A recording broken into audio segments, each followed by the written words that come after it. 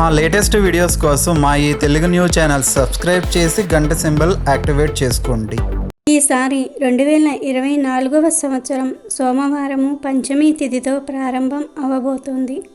అనగా జనవరి 1 సోమవారం వచ్చింది. ఈ సంవత్సరం పంచమి తిథితో ప్రారంభం అవ్వటం చాలా విశేషం. పంచమి అంటే లక్ష్మీదేవికి ఎంతో ఇష్టమైన తిథి. న్యూ ఇయర్ పంచమి తిథితో ప్రారంభం అవ్వటం చాలా మంచిదని పెద్దలు అంటూ ఉన్నారు.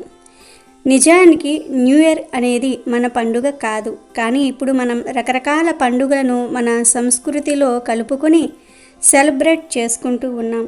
దానిలో ఎటువంటి తప్పు లేదు. ఎందుకంటే నూతన సంవత్సరం అనగానే అందరిలో నూతన ఉత్తేజం వస్తుంది. కొత్త సంవత్సరంతో తమ జీవితం కూడా కొత్తగా మరింత అందంగా మారాలని ప్రతి ఒక్కరూ కోరుకుంటూ ఉంటారు.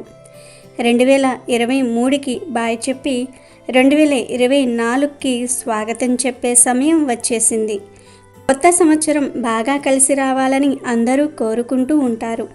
ఈసారి జనవరి 1 సోమవారం పంచమి తిథితో కలిసి వచ్చింది కాబట్టి ఈ సంవత్సరం అందరికీ ఆర్థిక పరంగా సమస్యలు వస్తాయని జ్యోతిష్యులు చెప్తూ ఉన్నారు. అంటే అప్పులు కావచ్చు, ఖర్చులు కావచ్చు, డబ్బు పరంగా బాగా సమస్యలు వస్తాయి. జీవితంలో డబ్బు ఒక్కటే ముఖ్యం కాదని చాలామంది చెప్తూ ఉంటారు. కానీ అన్నిటికంటే ప్రధానమైన వాటిల్లో డబ్బు కూడా ఒకటి అని చెప్పటంలో అతిశయోక్తి లేదు. ఈ రోజుల్లో డబ్బుకు ఉన్న ప్రాధాన్యత మనుషులకు లేదు. ఎందుకంటే ప్రతిదీ డబ్బుతోనే ముడిపడి ఉంటుంది.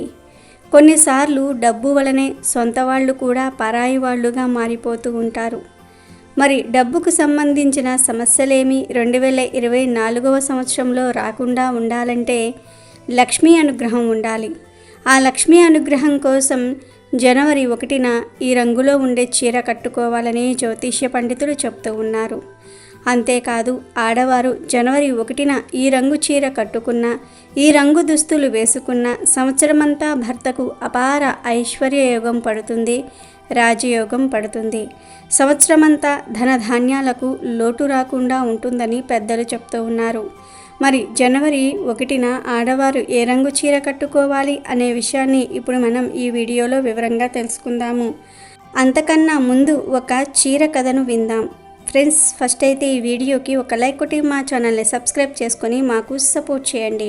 మా ఈ తెలుగు న్యూస్ ఛానల్ సబ్స్క్రైబ్ చేసుకున్నట్లే మంచి డిస్కౌంట్స్ డీల్స్ వచ్చే మా టెలిగ్రామ్ ఛానల్ లింక్ కింద డిస్క్రిప్షన్లో ఉంది, సబ్స్క్రైబ్ చేసుకోండి. ఒకసారి ఒక మహిమ కలిగిన స్వామివారు శ్రీ త్రిపుర సుందరి చంద్ర మౌలీశ్వర పూజ చేస్తూ ఉన్నారు. అక్కడికి వేలాది మంది భక్తులు వచ్చారు. వాళ్ళు కనురెప్పలు కూడా కొట్టటం మరిచి అత్యంత శ్రద్ధతో పూజను తిలకిస్తూ ఉన్నారు. త్రిపుర సుందరీదేవి అమ్మవారికి అలంకరించిన పట్టు చీర అందరినీ ఆకర్షిస్తున్నది. అయితే అక్కడే వేదికకు దూరముగా ఒక మూలన బిడ్డతో సహా కూర్చొని ఒక తల్లి స్వామివారు శ్రద్ధగా చేస్తున్న పూజను తిలకిస్తోంది. తల్లి ఒడిలో కూర్చున్న చిన్నపిల్ల అమ్మవారికి కట్టిన చీరను చూసింది. చూడటంతోనే అమాయకంగా ఆ చీర కావాలని తల్లిని వేధించటం మొదలుపెట్టింది. తల్లి కూతురుని ఎంతో బుజ్జగించింది, మందలించింది. అయినా కూతురు వినలేదు. అలా అడిగితే అమ్మవారు కోప్పడుతుందని, మంచి పిల్లలు అలా మారం చెయ్యరాదని భక్తితో అమ్మను ప్రార్థించమని చెప్పింది.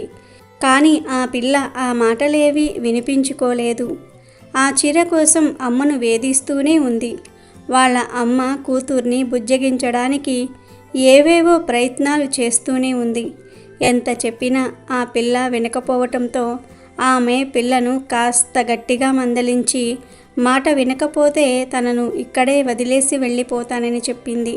ఇక ఆ పిల్ల భయపడిపోయి కళ్ళ నిండా నీళ్లతో అమ్మను చూస్తూ ఉంది. పిల్లను వెంటనే గుండెలకు హత్తుకొని కళ్ళనీరు తుడిచి చిన్న చేతులను నమస్కార ముద్రలో ఉంచి అమ్మవారి శ్లోకాలు చెప్పసాగింది ఆ తల్లి. ఆ శ్లోకాలు వింటూ అమ్మను, అమ్మవారిని తదేకంగా చూస్తూ ఉండిపోయింది కూతురు. పూజ ముగిసిన తర్వాత స్వామివారు అందరికీ తీర్థం ఇస్తున్నారు. క్యూలో నిలబడ్డ అందరూ తీర్థం పుచ్చుకున్నారు.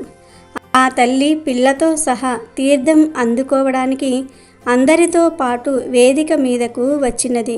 కానీ హఠాత్తుగా స్వామివారు తీర్థం ఇవ్వటం ఆపేశారు. ఎందుకో ఎవరికీ అర్థం కాలేదు. అప్పుడు స్వామివారు అక్కడి నుండి లేచి గర్భగృహంలోనికి వెళ్ళి అందరినీ ఆశ్చర్యపరుస్తూ అమ్మవారికి కట్టిన పట్టు చీరను తెచ్చి ఆ పిల్లకు ఇచ్చారు. తరువాత తీర్థం ఇవ్వటం మొదలుపెట్టారు. ఇదంతా చూస్తున్న ఆ పిల్ల తల్లి విస్తుపోయింది. ఎక్కడో దూరాన ఒక మూలన కూర్చుని ఉన్న తన పిల్ల యొక్క కోరిక ఆ మహాస్వామి వారికి ఎలా తెలిసిందా అని ఆశ్చర్యంతో చూస్తున్న ఆ తల్లితో స్వామివారు ఇలా అన్నారు. తల్లి, పిల్లలు దైవస్వరూపులు. ఏది అడగాలో ఏది అడగకూడదో వాళ్లకు ఎలా తెలుస్తుంది? భగవంతుని సృష్టి మొత్తం వాళ్ళదే అని, వాళ్ళ కోసమే అని వాళ్ళు అనుకుంటారు. పిల్ల మీద ఎప్పుడూ కోప్పడవద్దు. నువ్వు కన్న తల్లివి మాత్రమే, కానీ అమ్మవారే అందరికీ నిజమైన తల్లి అని అన్నారు. ఆ మాటలు విన్న తల్లి, పిల్లలు స్వామివారికి నేలపై పడి నమస్కరించి స్వామి ఆశీస్సులు అందుకుని వెళ్ళిపోయారు. వారు వెళ్ళిన తరువాత స్వామివారు అక్కడ ఉన్న శిష్యులతో తన చీరను తీసుకోవడానికి త్రిపుర సుందరి అమ్మవారే వచ్చింది, ఆవిడది, ఇవ్వను అనడానికి నేనెవర్ని, అందుకే అమ్మవారికే ఇచ్చేశా అని అన్నారు. ఇక వీడియోలోకి వస్తే, కొత్త సంవత్సరంలో లక్ష్మీ అనుగ్రహం కలగాలంటే తప్పనిసరిగా జనవరి 1న ప్రత్యేకమైన రంగులో ఉండే దుస్తులను ధరించాలి. ఎందుకంటే జనవరి 1ని సవ్యంగా జరుపుకుంటే సంవత్సరమంతా సవ్యంగా నడుస్తుంది. జనవరి 1న కొత్త దుస్తులు ధరిస్తే చాలా మంచిది. ఆడవారు ఈరోజు రెడ్ కలర్లో కానీ, ఆరెంజ్ కలర్లో కానీ లేదా ఎల్లో కలర్లో కానీ ఉండే చీరను ధరిస్తే సంవత్సరమంతా బాగుంటుంది. దీర్ఘ సుమంగళి యోగం కలుగుతుంది. భర్తకు మంచి జరుగుతుంది.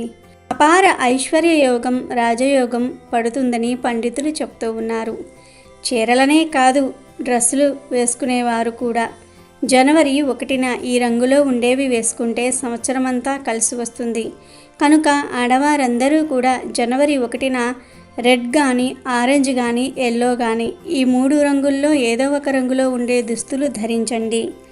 ఆడవారు ఈరోజు ఈ రంగులో ఉండే దుస్తులు ధరిస్తే భర్తకు మంచిది.